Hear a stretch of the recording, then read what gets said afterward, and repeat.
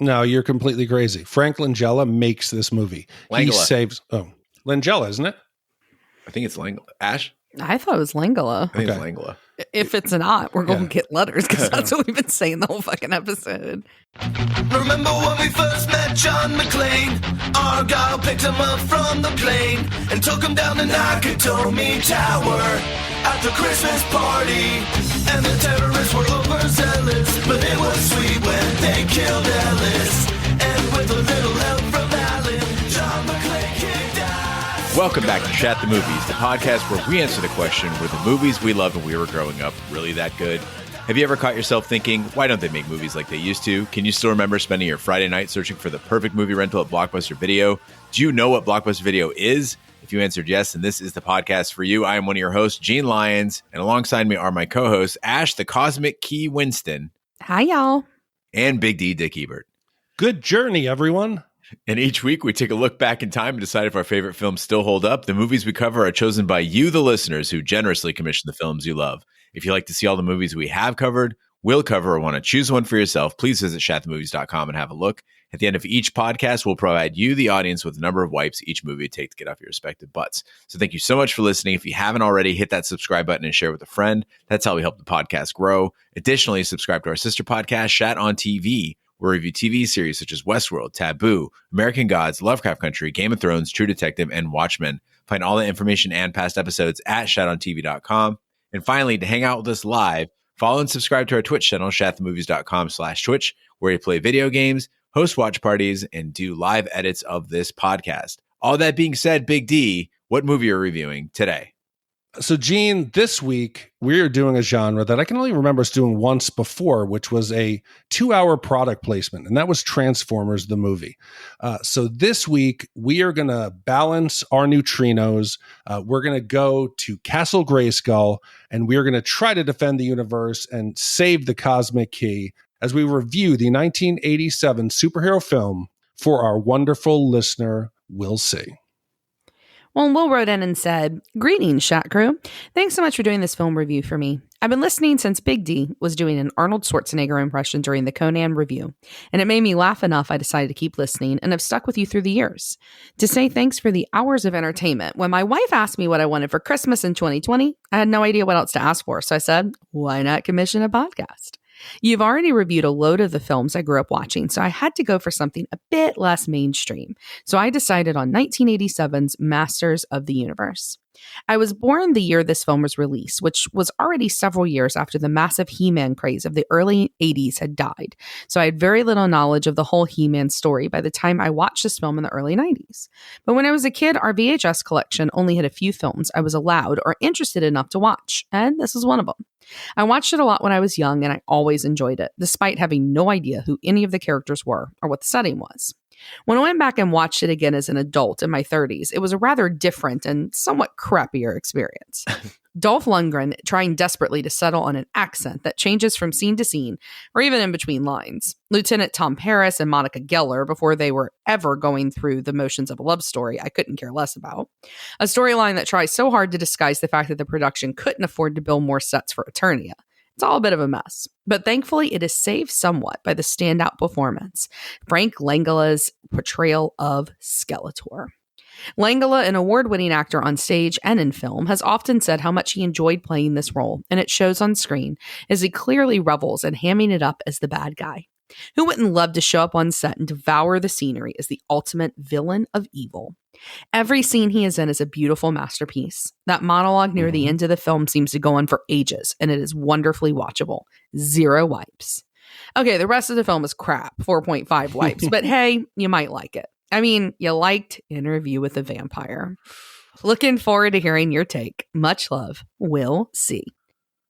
Well, Will, I can't think of a better movie to kick off 2022, and thank you so much for commissioning Master of the Universe. It is a 1987 superhero film starring Dolph Lundgren, Frank Langella, John Cypher, Chelsea Field, Billy Barty, Courteney Cox, Robert Duncan McNeill, and Meg Foster. Masters of the Universe is based on the Mattel toy line of the same name and tells the story of 2 teenagers who meet the mighty He-Man, who arrived on Earth by chance from planet Eternia and now goes on a mission to save the universe from the mighty evil Skeletor. his nemesis. Masters of the Universe was released theatrically in the United States on August 7th, 1987. It was a critical and commercial failure, grossing $17 million worldwide against a budget of $22 million, but it is now regarded as a classic cult film. So unlike you, Will, I was a massive He-Man fan as a kid. I watched every episode of the cartoon. I had all the toys, never saw the movie, not until this day. And again, I have to stress that in Persian households, the kids don't get to pick the movies. So I missed out on pretty much all these movies that were geared toward kids at the time. Persian kids go see what their mom wants to see, and my mom did not want to see this. So this is my first time watching it. Yeah, I've seen this many, many times, but I don't really think I can tell you the first of those times. I think most likely it was in college. I had this friend, his name was Dusty, who would get high as fuck and make us watch these cult movies that either we hadn't seen or hadn't seen when we weren't sober because we watched them when we were like kids. And I remember this was one of the ones he would put on repeat like all the time. And so I have really fond memories of watching this with my friends at Tulane. Shout out to Butler Hall, floor 5, because that's where we were. And I have always loved Castle Grayskull. I think it's a fantastic locale. And I was excited to return to, her for this review. It's fucking bonkers, but guys, this movie is made for Shat. Like, there are certain movies that when they're commissioned, it's like, okay, whether we hate it or not, this is clearly made for Shat the Movies. Masters of the Universe is perfect. So I can remember the first time that I saw a He-Man toy on the shelf. It was 1981. It was Harrison, New York. It was a toy store that's not there now.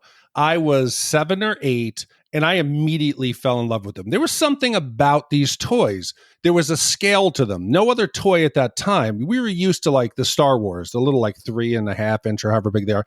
These were big. The packaging was colorful. There was something different about it. So of course I had to get He-Man. I had the Battle Cat.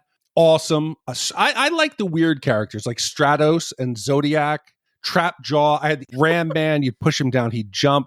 I unfortunately could not afford Castle Grayskull, but that toy was beautiful. But I had aged out of He-Man by the time that the movie came out, because Wave 2 was 83. That's when G.I. Joe started getting big into my life. When this movie came out in 87, the toys had almost run their course.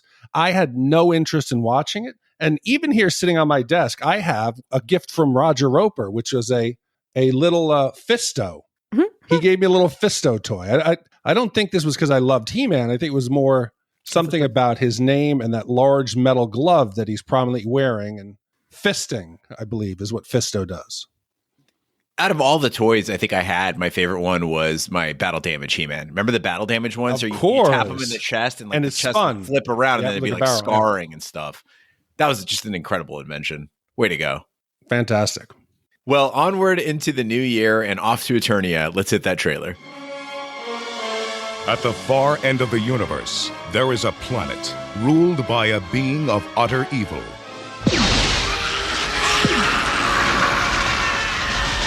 And there is only one man who dares challenge him. They are locked in a battle to the death. A battle that will take them across the heavens. Stop him! A battle that will finally be fought. I want them hunted down and brought to me! Across the face. Police! Nobody move! Of Earth.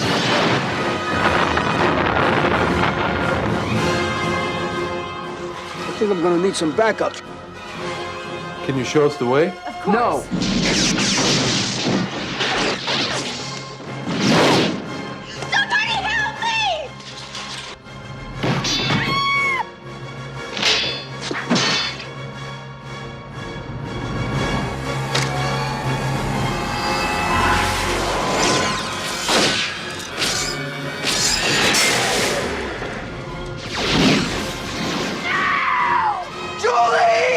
From a distant galaxy, they have come to Earth. Dolph Lundgren as He-Man, Frank Langella as Skeletor. Only they have the powers to be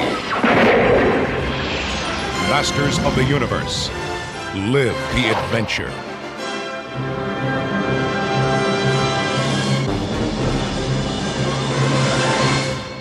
On the planet Eternia, Skeletor's army seizes Castle Grayskull and captures the sorceress of Grayskull, planning to seize power over the entire universe by the next moonrise. Skeletor's archenemy, the warrior He-Man, veteran soldier Man-at-Arms, and his daughter Teela rescue the locksmith Gwildor from Skeletor's forces. Gwildor reveals that Skeletor has acquired his invention, a cosmic key that can open a portal to anywhere by utilizing musical notes. The device was stolen by Skeletor's second-in-command, Evil Lyn, allowing Skeletor to breach Castle Grayskull. So I have to say, I complain a lot about opening credits because sometimes they just really suck. But y'all, this opening, you got the voiceover about Castle Grayskull, and then you go to the credits and you got that trippy AF neon light, like speeding on the sides of the names with that really awesome score that kind of sounds like it's a ripoff of other really good scores. And I was like, fuck yeah. Because you know this movie's going to be dumb. You know it's going to be really stupid. But how can you not get like really super excited to watch it? It kind of reminds me of like knockoff Disney park rides, right? Like at Six Flags San Antonio, where I was over Thanksgiving, there's a pirate ride, and it's like Pirates of the Almost Caribbean, because it's a clear ripoff of Pirates of the Caribbean, but it's a budget version, let's call it. So they've got this great theme, a sketchy plot, and you know it's not going to be as good as the Disney ride, but it's going to be awesome because that's all you got that day. And that's what this movie is. Is it going to be Star Wars? No. Is it going to be a cooler comic book or toy franchise movie? No. But it's what you have, and it's going to be like a comforting wild trip for the 90 minutes that you have it, and we're all grateful for it. As the movie started up, Ash, I was afraid that I'd pulled up the animated like He-Man movie or something, because I was like, wait a second, this is a drawing. It's not even an actual set, it's a drawing. And they don't even animate it. It's just like a still drawing that they're just focusing in on. It's so earnest. Like I agree, I totally love it. But I don't know if it's deserving of a theatrical release. Like this looks like it was made for straight to VHS at best. And I started thinking, you know what? This came out in 1981, a year after The Empire Strikes Back. And then I said, wait a second, it's not 81, it's 87. So this came out after Return of the Jedi. This is a decade after Star Wars: A New Hope. And I don't understand how you look at A New Hope, which came out 10 years earlier, and then you put out Masters of the Universe and don't feel like an absolute asshole. But Ash, I don't think this is like a knockoff Disney ride. This is more like the discount grocery store. Instead of like Frosted Flakes, you get Tommy the Tiger and Sugar Flakes, or like the Lucky Leprechaun, the Marsh. This is that level of ripoff. It is. I had hopes it could be good. I was not expecting this right off the bat. And we've seen other movies that were like fairly low budget in this fantasy realm with a big muscly guy with a sword, namely like Conan the Barbarian. Yeah. But the thing is, in Conan the Barbarian, like the action was somewhat believable and the costumes kind of made sense. Because the key to an action fantasy or superhero movie is action. Like that has to be a part of it. You can't just have people in costumes walking around giving speeches. And that means that your talent has to be able to move. Nobody in Masters of the Universe can move. They all look so uncomfortable in their gear. Like they just want to take it all off and run away off set. Yeah, and you mentioned Star Wars. Star Wars had kind of bucked the trend to where space was perfect, everything was pristine. Instead, we got a weathered, worn-in looking world. Everything made sense. It served a purpose. These outfits, they're bad. They don't make. I sent you guys a screenshot of like that metal chastity belt, like thong that Teela's wearing. Yeah, it looks great. It looks great. It looks great. What are you talking about? It looks great. I'd want to go find the cosmic key with her, but it's not gonna help you in battle. And then we get to Blade. I'm pretty sure that dude's not wearing pants. It looked like he had this chainmail covering his junk, and that was it. I would argue Blade's costume made the most sense, though, because you could actually move around in it. You know, you get your balls free, you get your ass free, you can get going. But He-Man's cape is just hung at a weird angle where you know that he's got to hunch his back just to keep it on. Those stormtrooper guys that were working for Skeletor, they couldn't see shit. They couldn't move at all. It made no sense. I mean, even Skeletor himself, right? But I think this is your problem when you're creating costumes to look like a toy, because think about like the lack of genitals on all toys, right? Like they just kind of all the time, like the little, they just kind of paint like the little loincloth on them, and it's fine. But when you translate that, it's like trying to translate Barbie to real life about how if her proportions really look like that, she'd just like fall over and die. It's the same thing. And I think that's what you're seeing here. They're trying to be really true to the toy itself, and toy clothes just don't make any sense. But we get this opening that's epic. I think there's potential here. I'm going to look past the campiness of the production, Dolph Lundgren's accent, or the way he moves around in those little gold shoulder pads or whatever he's wearing. But when it goes to Earth, I'm like, why? This doesn't make any sense other than budgetary reasons. Bringing it to Earth is a huge mistake. I think this first movie should have stayed totally on Eternia. That way we could develop the characters. We develop why He-Man and Skeletor don't like each other. What's the deal with the sorceress? We could kind of get this. And then maybe, movie 2 and 3, we bring it to Earth. This is like Thulsa Doom in Conan. If he had used snake magic and introduced like this wormhole that brought Conan into modern day California, and he's searching for an amulet on the beach, it doesn't work the same way. I mean, this is my argument for Westworld. The first 3 seasons should have all been in the park. We didn't need to go to like modern times just yet. I totally agree with you, Big D, but it's the same logic they use in like Transformers movies, like the newer one, the live action ones, right? Audiences want Earthlings to be heroes in the movie. Like they want to see themselves in it, right? It's got to be, it's the 80s and these kids are cool and they wear leather jackets and they play synthesizers. And that's why we get Kevin's stupid ass like playing a critical role in saving the universe and Lubick, the cop, somehow being honored as a hero. Like all this shit is just because we cannot help but want to see ourselves in a movie, which really, in my opinion, actually reduces the greatness, the mightiness of these heroes, right? They should be so beyond us that our lives don't make a difference to them. Well, no. And I mean, I think one of the things that works on Eternia is the sorceress herself. And we talked about costumes, but I liked her costume. She's got that awesome headpiece. Like she's brave. But then I don't know, y'all, like Skeletor asks her, can you feel this? And then he casts this really pretty purple light and he does some fancy hand movements. And I think this is going to be like a la like the Cruciatus curse and Harry Potter, where she's just going to be writhing in pain. But instead she kind of like moans and looks like she's enjoying being quote unquote punished. Like, am I alone here that it didn't look like it was that bad of a time? I thought he was like sucking life force out of her. She looked older after he did it. Or was that just me? I didn't pay attention. That was later in the movie, right? She becomes like old as fuck later in the movie. But I'm talking about that first time. Like she's in like a cocoon. It was like kind of like in Judge Dredd when they put those things on, right? Maybe like it tingled. Like. Maybe it felt kind of good. Then Skeletor realized, hey, she kind of didn't react the way I thought she would. So he turned it up a little bit. Maybe it was a little stimulating. It's a genius metaphor for the male-female relationship, right? It's like we bring you some pleasure, but mostly we just suck the life out of you, and then you end up withered. And we get old as fuck. Yeah, and we don't learn from our past mistakes. We think that all of our glories, we think that they were all glories, when in fact they were just a series. Do a bunch of hand motions that you think are great, and we're just like, awesome. I also find myself often asking, can you feel this? No. Ash, I got nothing personally against the sorceress, but there's a lot of characters in this movie, like Lubick, like the sorceress, that just don't need to be there. It has a huge cast, and half of them are pointless characters that bring nothing to the story. Like the sorceress in the cartoon, she's great, but in the movie, she didn't do anything. Like there was one point where I had a chuckle because she looked like she was in her own like personal rave. Like she was staring up at the sky, just like, and there were like purple and blue lights blinking. But other than that, like, what did she actually bring to this? Like, this is the Sorceress of Grayskull. Like, she's supposed to be a badass, and she was just a prop. Well, she didn't do a lot, but I'll tell you somebody who did, and that's Dolph Lundgren. And y'all, I could have watched this movie for hours just watching the way that he's trying to not show that he's acting with a green screen sometimes. He's randomly grunting. He's super stiff while swinging that sword. That sword looked like it weighed like 500 pounds when he was when he was swinging it around. And I love that he took the time to stop while fighting, to shake his hair just right and shift it from side to side. And then you get that first reveal when he's got the message from Skeletor and he turns around and looks at the camera and he's got that pouty yet super manly reaction to Skeletor.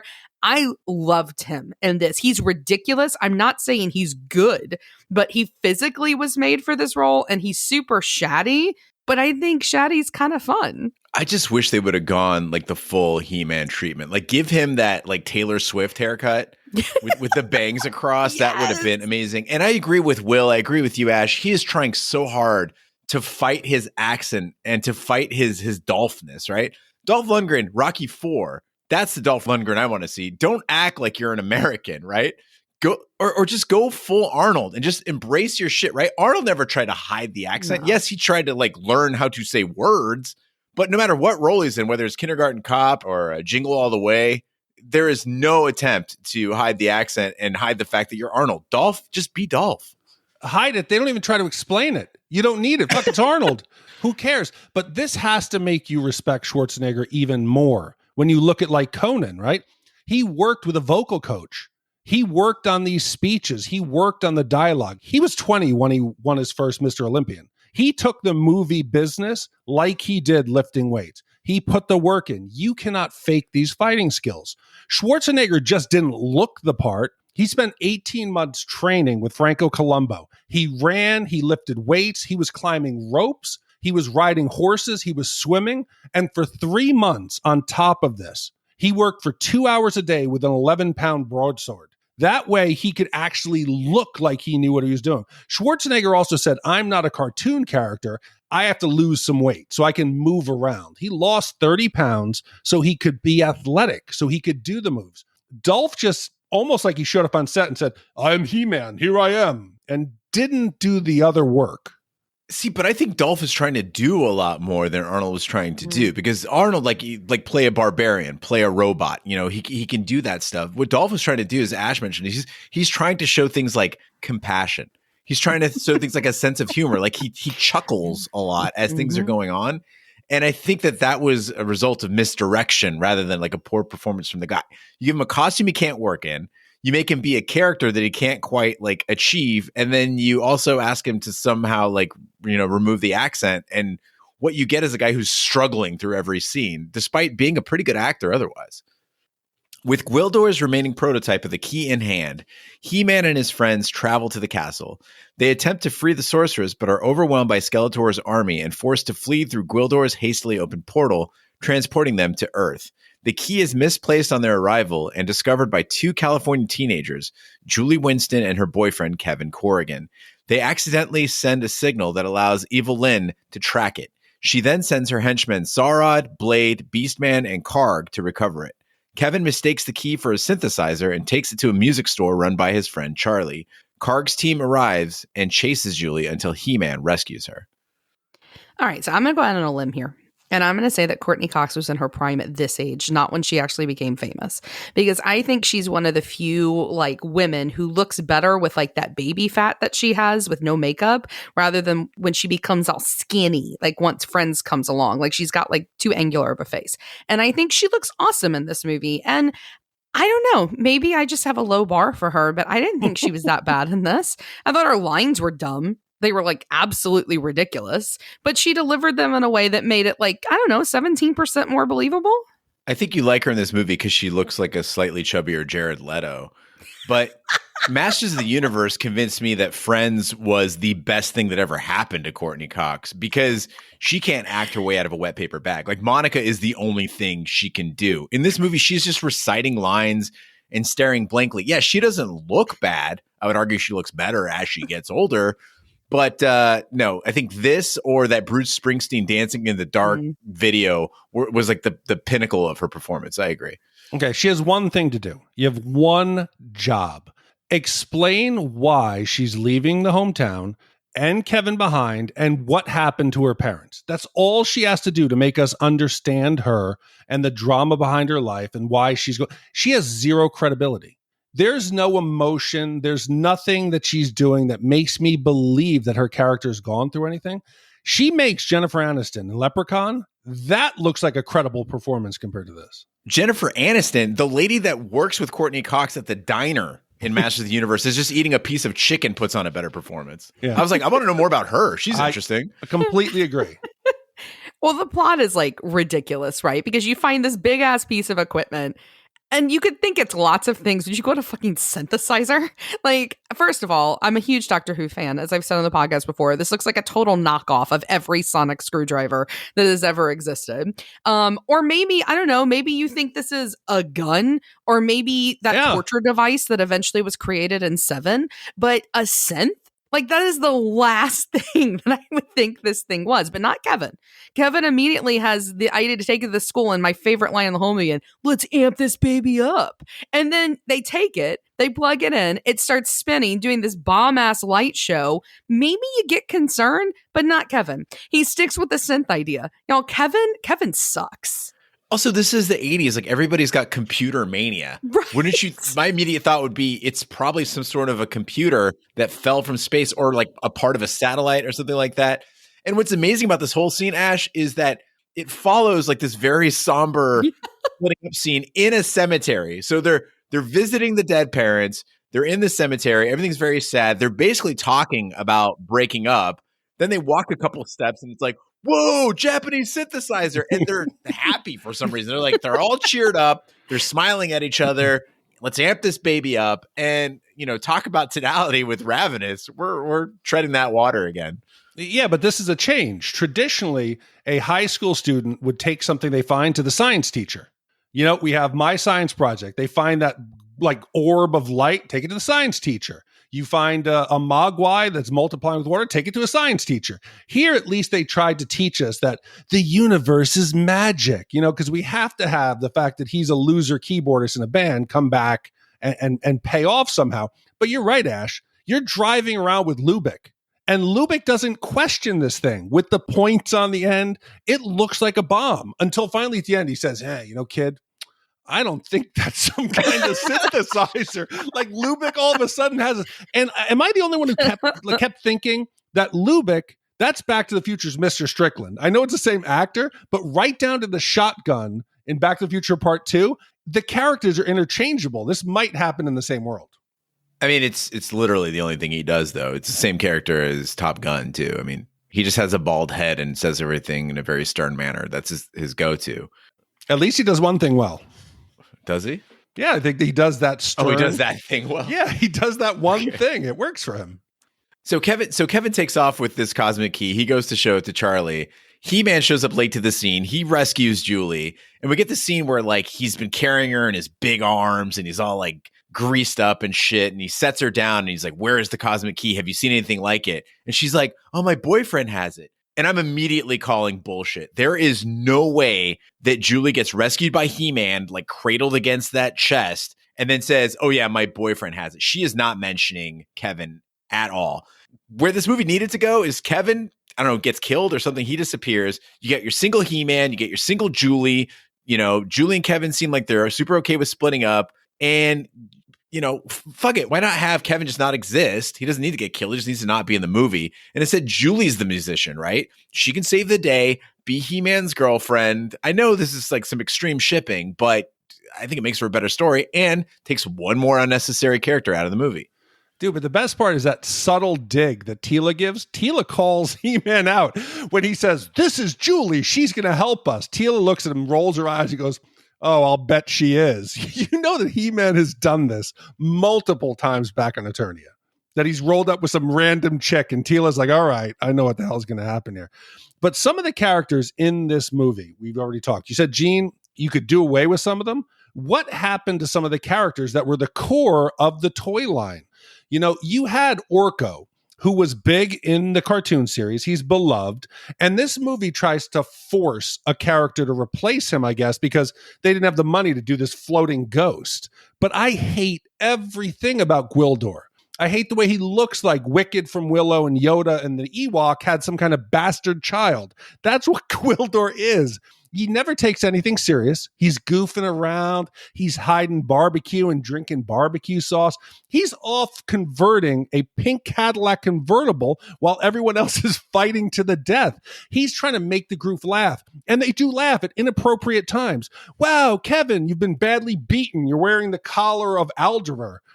What? Oh, Julie, you've been poisoned by Skeletor's magic. Zoinks. Here comes Gwildor cross-dressing and making everybody giggle. And the worst part, is the technobabble. He's talking about neutrinos and gravitonic tones and renormalizing his coordinates and how many chromions away from the moonrise of Grayskull he is.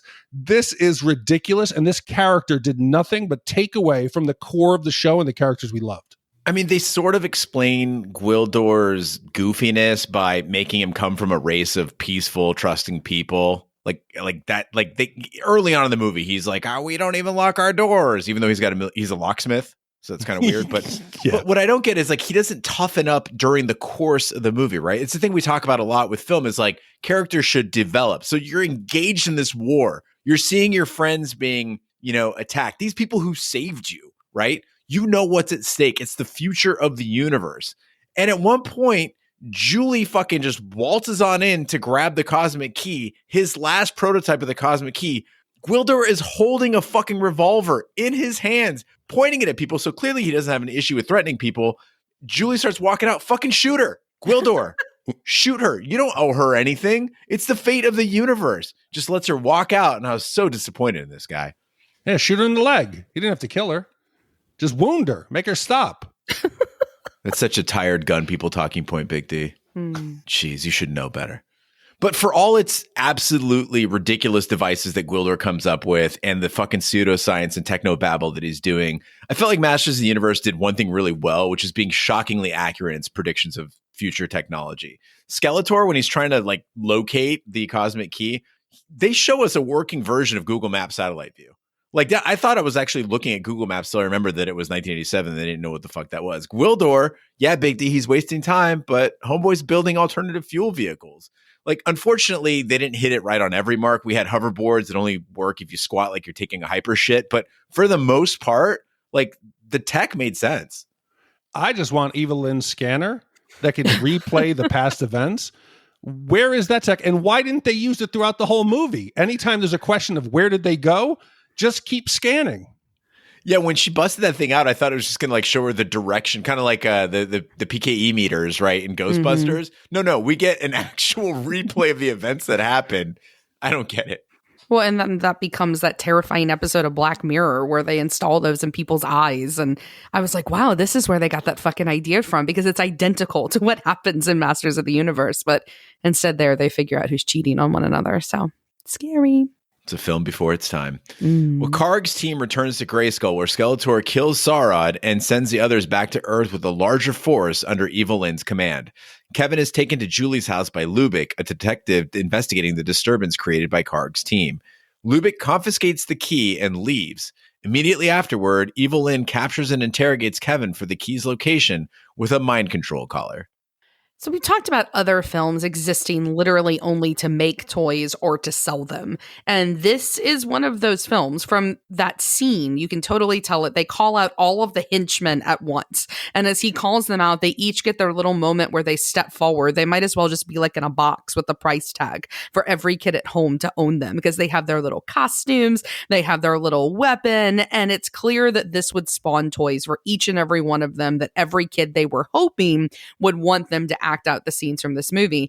And here's the deal. Even I had a He-Man and Skeletor toy. I had it before 88, I think, but still, I had it at some point. And I don't know. I don't know that this happens anymore. I think it's the opposite now. Like, I don't think we've had a movie in a really long time that's meant to just like funnel toys out to kids, since maybe the Power Rangers, but very 80s. Everybody wanted to go out and buy them, anybody who saw it.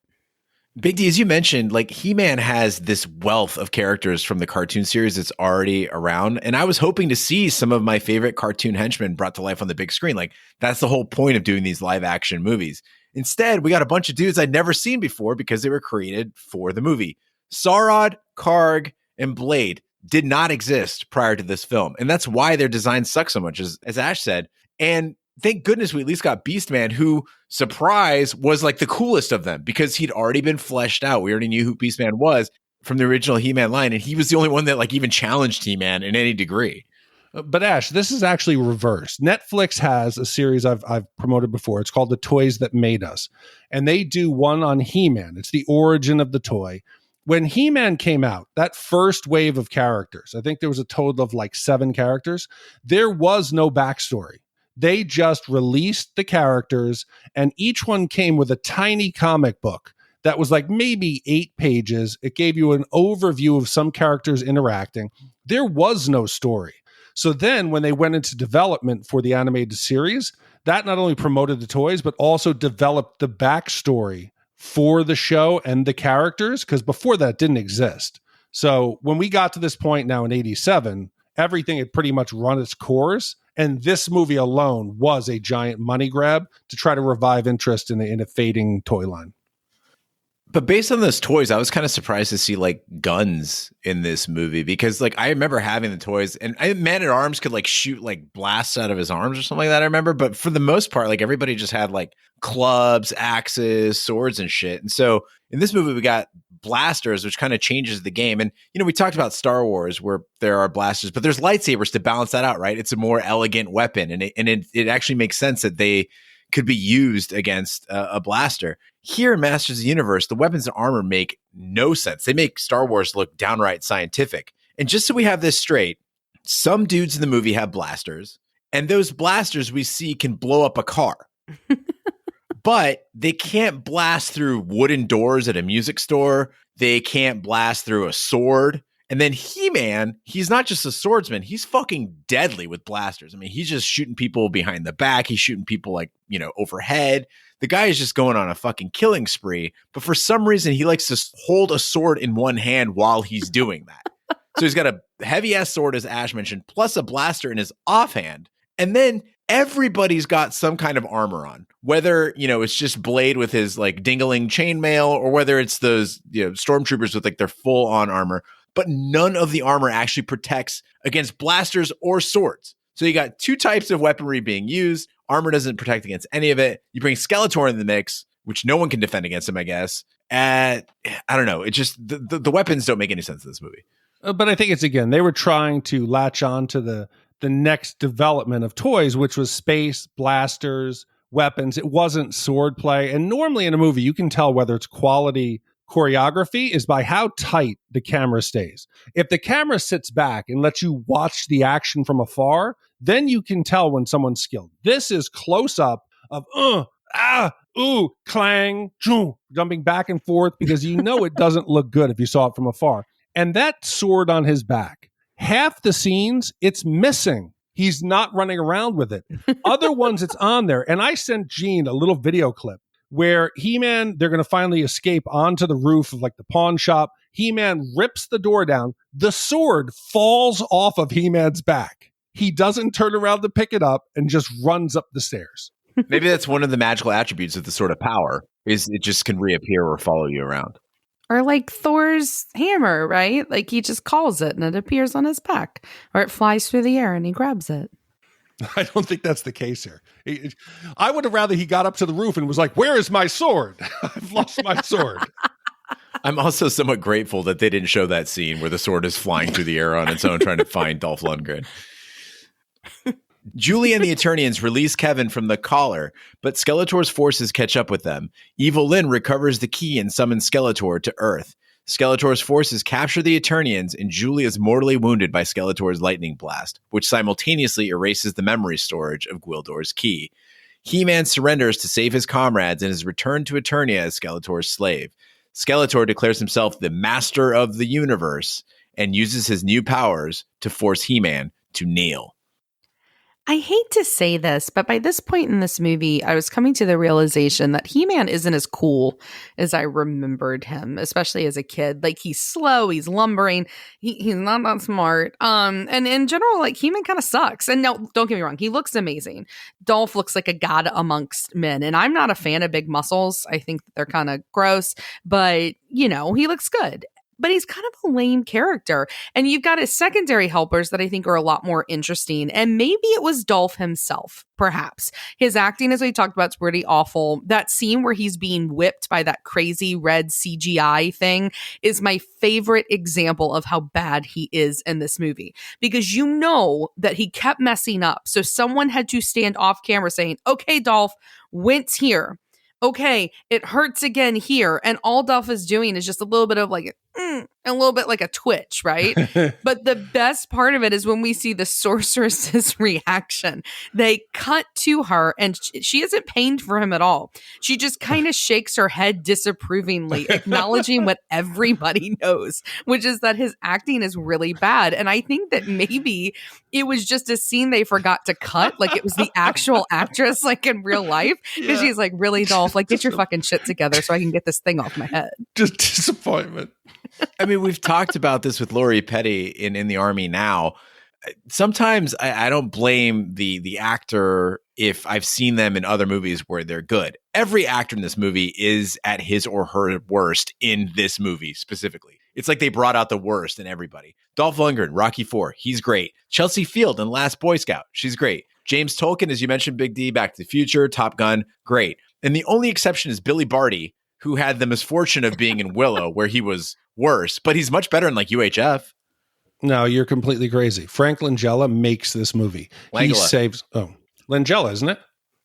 I think it's Langella. Ash? I thought it was Langella. I think it's Langella. If it's not, we're going to get letters because that's what we've been saying the whole fucking episode. No, you're completely crazy. Frank Langella, he makes this movie. He is the only consummate professional on set. He took this seriously. You can see what he's trying to do. He was trying to bring some kind of a pathos, some kind of an origin and some kind of a grittiness, a grounded villain to Skeletor. And he took this movie only because his son was a big fan of the toys and said, Dad, you got to do this. So he has said since this was one of his favorite parts and he was glad he did the movie, even though it didn't come out the way he wanted to. But there's an intensity to him. It's different than the animated series. It works. He commands, I think, every scene. The performance is powerful. You can see that there's something going on with his head. He's just not an over-the-top character like Beastman. He's like, "Woo, woo." He's thinking about what he's doing, and it's hard to act through a terrible full face mask. How do you do that? How do you emote through that? And I think he gives an effort that we have to give credit to. And that final scene where he's talking with He-Man, he says, He-Man, tell me about the loneliness of good. Tell me about the he says, tell me, is it equal to the loneliness? You just punch that shit up like another degree. Tell me about the loneliness of good, He-Man. Is it equal to the loneliness of evil? That shit was pretty damn good, and I think he deserved a better movie than this. It's such a dumb line. What the fuck does that even mean? Hold on. What about that whole thing he does where he does, people of Eternia, I stand before the great eye of the galaxy, chosen by destiny to receive the power of Grayskull. This inevitable moment will transpire before your eyes, even as He-Man himself bears witness to it. Now, I, Skeletor, am masters of the universe. Yes, I feel it. I feel the power. It fills me. Yes, I feel the universe within me. I am part of the cosmos. Come on, that whole scene you didn't love? I just wanted them to start playing like the Oscars music to like get him off fucking stage. Like, let's go, Skeletor. Look, Big D, I appreciate that we got a Skeletor that is both a man of his word and pragmatic. Like, he's like, I won't hurt your friends. And he actually doesn't. Like, he's like, he keeps his word and he's pragmatic. He's like, listen, as long as these guys are alive and I have the threat of hurting them, He-Man won't step out of line. So he's smart. He instills discipline among his people, gives them a chance. He's like, no, we're not going to send a whole big ass army first, just a landing party to check shit out. Then he sends the army in. Like, this Skeletor is no joke, but Skeletor's goofy ass is the best thing about He-Man cartoons. Like, that was the best thing about Skeletor. He's like showy and he cackles. Motherfucker's purple, right? Like I remember watching the cartoons. I think all of us liked Skeletor better than we liked He-Man. Like, you got excited when the villain got on screen. And that's what set him apart from dorks like Cobra Commander and Mum Ra. Like, he was fun. There are literal 10-hour loops of Skeletor just laughing on YouTube. It's that central to his character. And this Skeletor is so monochromatic and stiff and boring. And yes, I agree. We got to figure something out here. So it is Langella. I think that we just like Langella, sorry. I think it's Langella. You guys were right. So no, that's no, we were wrong. We were wrong. Right. You were right. So you think, yeah, okay.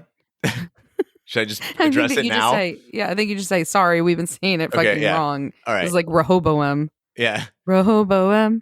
This Skeletor is so monochromatic and stiff and boring. And I agree with you, Big D. Frank Langella, who, yes, I apologize, everybody. We've been mispronouncing it. Sorry. Yeah, mea culpa. Big D had it right. We had it wrong. Frank Langella. Yes, Frank I got to get Langella. that on loop. That I got it right. Yes. Fucking Frank Godfather. Langella, he is struggling through a mask, and he does the best with the material he's given, but you needed somebody funny to do this role. They got it all wrong.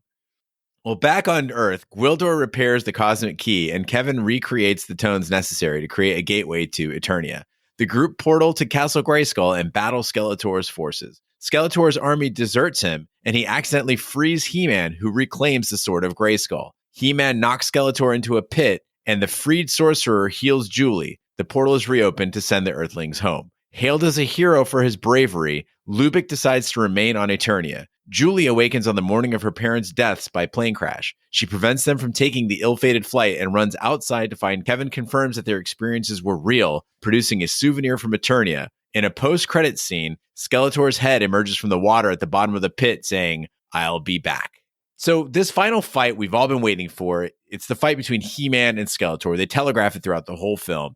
And when we get there, I realize it is such a blatant ripoff of the lightsaber duel from Empire Strikes Back.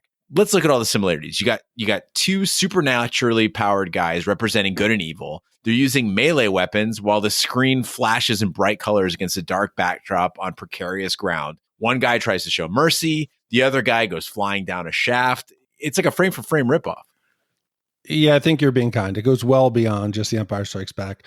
This movie, let's put this in quotation mark, borrows from the entire trilogy. Gwildor, that's a Yoda knockoff. Even the speech pattern, the way he talks. "Oh, master of music, are you, Kevin?" It's the exact same thing that Gwildor does. The blasters, you get the soldiers that now, they're black stormtroopers instead. Ash had mentioned the imitation of the Imperial March theme that we get throughout the entire parade float down the street in California. This movie steals so much. The hoverboard joust down the street. When He-Man takes his sword and causes the Air Centurion to crash, that is a direct speeder bike chase with Luke and his lightsaber on the moon of Endor. The final sequence, yes, the colors do match Empire Strikes Back, Gene, but when he picks up Skeletor, that is the Emperor. That's Emperor Palpatine as he falls down the shaft. I was expecting lightning bolts to just come shooting out of the shaft, and it would have been a complete ripoff. But this movie so much wanted to just tie on to that Star Wars craze and to do something. It can't all be explained by just budgetary reasons. And certainly not budgetary reasons, because this movie costs more to make than A New Hope and Empire Strikes Back, right? It's $22 million. I think Empire Strikes Back was something like, I think it was like $18 million. It was $18 million to do Empire Strikes Back. So it had a bigger budget than Empire Strikes Back and A New Hope. They had the money to do it. They just couldn't get it right.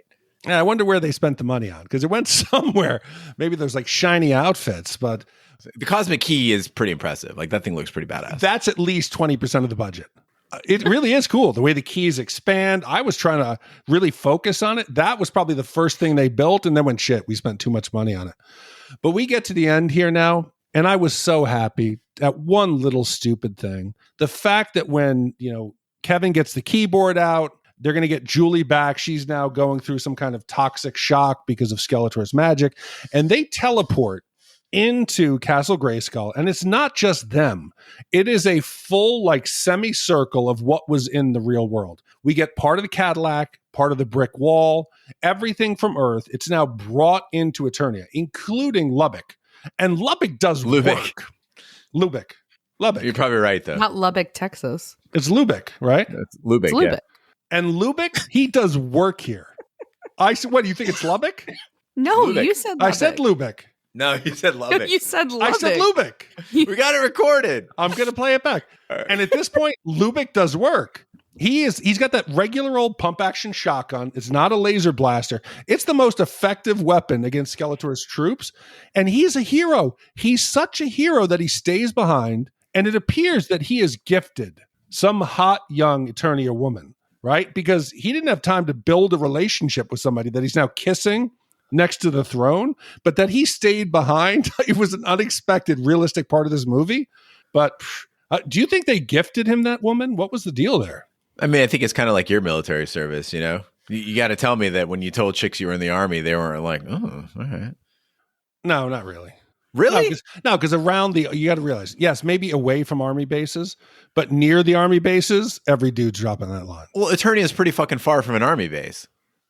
It's like, oh, he's an Earth warrior. Okay, fucking hook it up. Maybe I'm undoing my G-string chastity belt. Let's party. Okay, maybe. Yeah, the teleport to Cadillac was the only part of the movie they actually thought about, because they're like, okay, if these guys are going to transport in the middle of Skeletor's lair, they're going to get fucking lit up by all of the troopers. Like, oh, they got something to hide behind. Put the Cadillac there. Boom.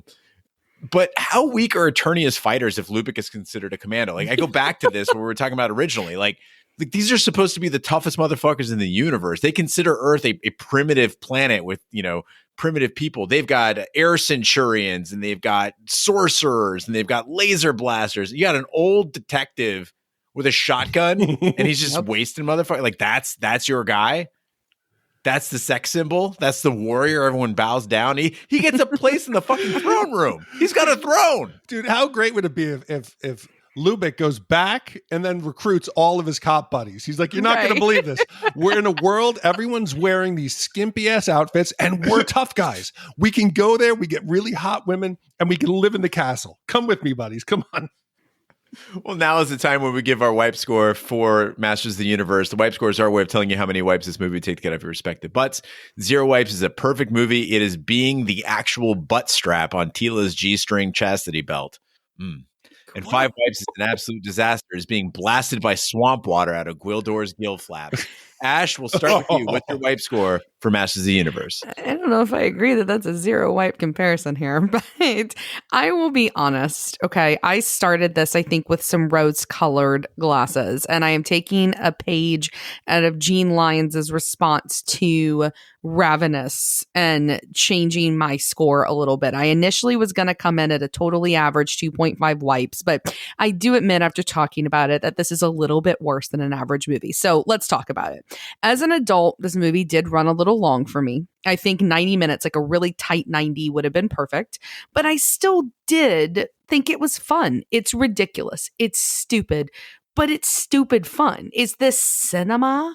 No. Is it art? No, but it's a wild ass ride that I think is really fun and worth taking. The plot is paper thin. Yes. The characters are over the top. Yes. The action is staged and dumb, but it's fun and I like it and I can't explain it, but I do agree it's not average. So I'm going to go with a solid 3.0 wipe for this movie.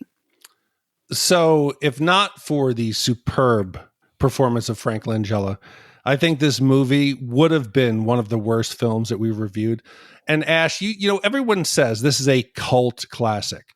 That's usually code for like really bad and funny. That doesn't take away from the fact that the movie is really bad. We can enjoy it because it's bad, but it's in an ironic way. The movie wasn't supposed to be like this. And I understand it's hard to convert cartoons into live action. Now it seems like we've gotten much better at it. You know, movies like The Joker and all the superhero movies now can be more grounded and gritty and deal with what's going on behind the scenes and what causes these characters psychologically, whether they're good or bad, what drives them. But this was a disaster. It was really bad. It was a movie made out of desperation, and it reeks of that. I feel bad for the people involved, especially Dolph. He probably tried, and he was probably embarrassed. And Frank, he might love it, but it's because his son likes it.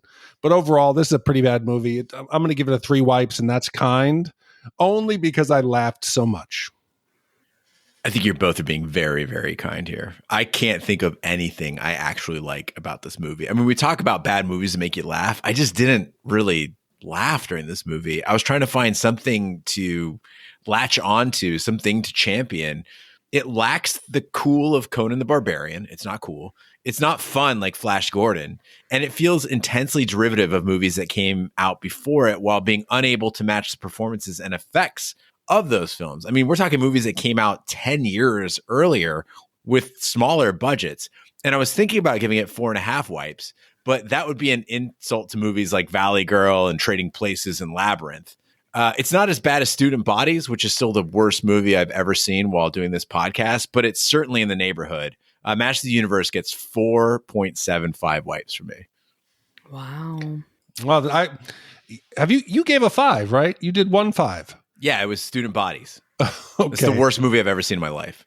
Yeah, but that's much worse than that. Maybe Meet the Feebles, actually. Come on, listen. The production value of that was pretty bad.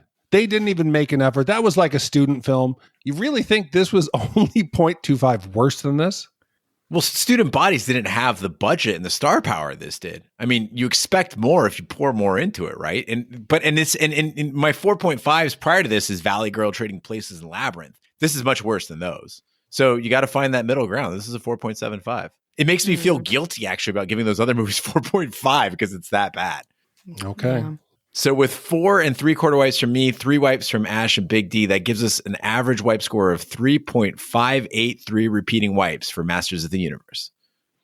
So Gene with a score of 3.58 repeating wipes. That now ties this movie in the 203 spot with A Nightmare on Elm Street, Dune, Kindergarten Cop, Iron Eagle, Repo Man, and Valley Girl.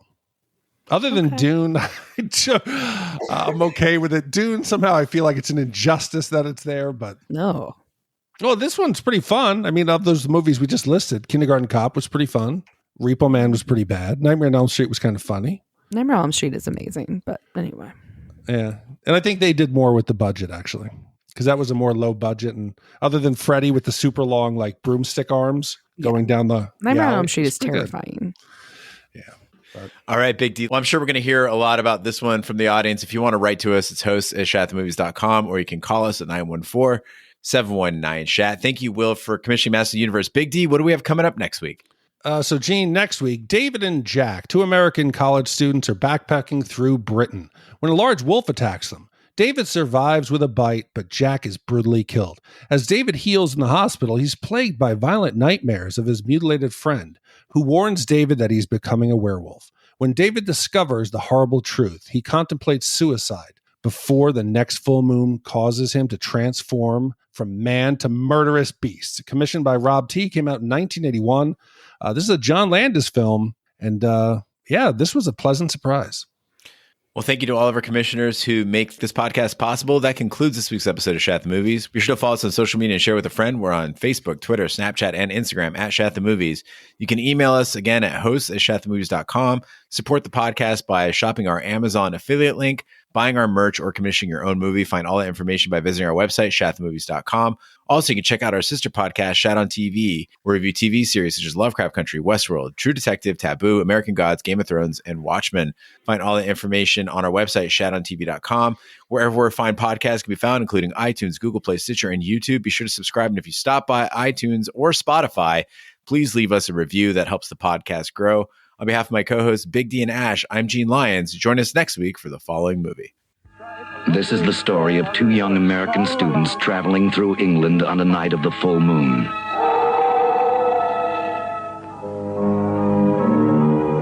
Did you hear that? I heard that. What was it? Could be a lot of things. Fate let one live. That lunatic must have been a very fierce fellow. Wasn't a lunatic. What? A wolf. Oh, be serious, would you? And now everything is changing. Changing. Good Lord. John Landis, the brilliant young director of Animal House and the Blues Brothers, has turned a classic tale of terror into something new. Something different.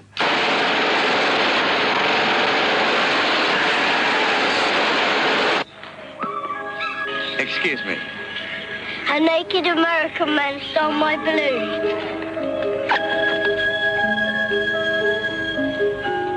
I'm a werewolf.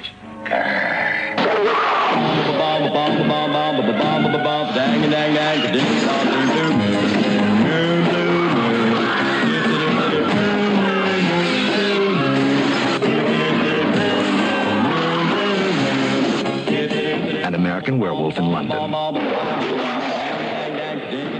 Something different.